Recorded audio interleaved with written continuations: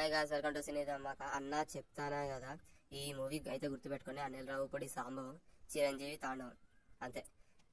70 సంవత్సరాలు పూర్తి చేసుకున్న మెగాస్టార్ చిరంజీవి గారికి very very very happy birthday sir. మీరు ఇలాగే మంచి మంచి మూవీస్ చేస్తూ మమ్మల్ని అందరినీ ఇంకా బాగా ఇన్స్పైర్ చేయాలి, బాగా ముందుకు వచ్చి లైఫ్లో సక్సెస్ అయ్యేటట్టు ఖచ్చితంగా మమ్మల్ని అందరినీ తీర్చిదిద్ది. ఎంతోమంది బ్యాక్గ్రౌండ్ లేని వాళ్ళకి మీరే బ్యాక్గ్రౌండ్ అయ్యారు, అండ్ బ్యాక్గ్రౌండ్ లేని వాళ్ళకి వచ్చి మంచి సినిమాలకు వస్తుంటే వాళ్ళ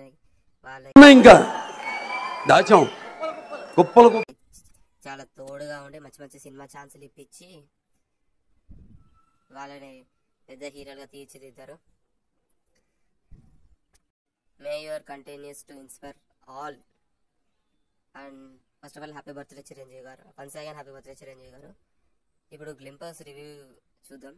ఈ గ్లింపర్స్ అసలు మూవీ సంక్రాంతి అల్లుడు టైటిల్ అని ముందు అనుకున్నారట పై, దాని తర్వాత ఇప్పుడు శివశేఖర వరప్రసాద్ గారు అని చిరంజీవి గారు అసలు పేరే సినిమా టైటిల్ అయితే పెట్టేశారు. బాగుంది, సినిమా టైటిల్ అయితే చాలా బాగుంది.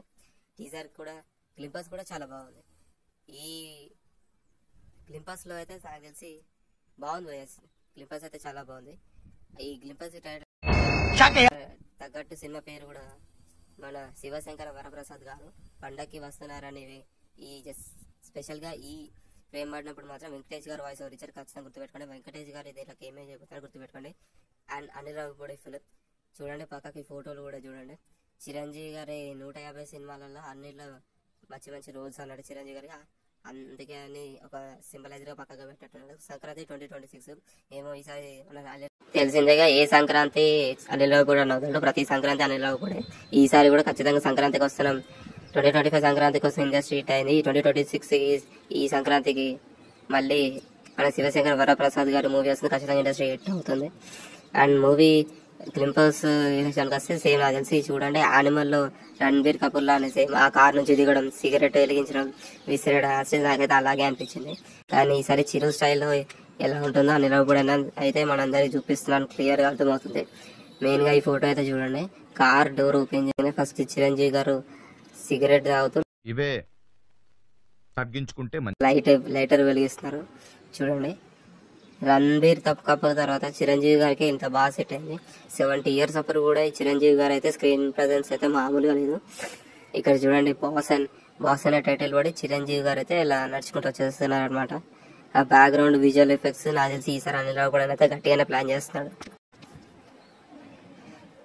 ఫోటో చూడండి, చిరంజీవి గారు అయితే నడుచుకుంటూ వచ్చేస్తారు అనమాట. ఈ డీటెయిల్ లో మనకి ఏం కనబడుతుంది, మనకైతే వెనుక 4 బాడీ గార్డ్స్ ఉన్నాడు, ఇద్దరి దగ్గర మాత్రమే గన్స్ ఉన్నాయి. ఇద్దరు చిరంజీవి గారి అసిస్టెంట్స్ అనుకుంటా. చూడండి, నాకు తెలిసి కెమెరా కనబడకుండా బాగానే కవర్ చేశారు కార్ డోర్ అద్దం మీద. చూడండి, మన బాస్ అయితే టైం చూసుకుంటున్నాడు అనమాట.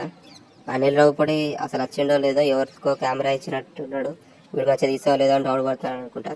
ఆయన ఈ టైంకి అనిల్ రావిపూడి రావాలనే అని అనుకుంటున్నట్టున్నాడు. ఈ ఫ్రేమ్ అయితే నాకు చాలా చాలా చాలా చాలా బాగా నచ్చింది. చూడండి, ఆ సిగరెట్ ఇస్తే స్టైల్ స్టాగ్ బాస్ టైమింగ్ వేరు. ఇది మనం ట్రైలర్ అయితే చూడొచ్చు. మన శివశంకర వరప్రసాద్ గారు అయితే రాబోతున్నారు అనమాట. ఆ 2026 సంక్రాంతికి అయితే మాకు తెలిసి ఆగస్ట్ కూడా అయిపోయింది, ఈ సెప్టెంబర్ అలా 4 months ఉంది సంక్రాంతికి. అల్లుడు సంక్రాంతి మూడు 2 చిరంజీవి. చూడండి, మన బాస్ ఎవరినో కాల్చి వచ్చేస్తున్నాడు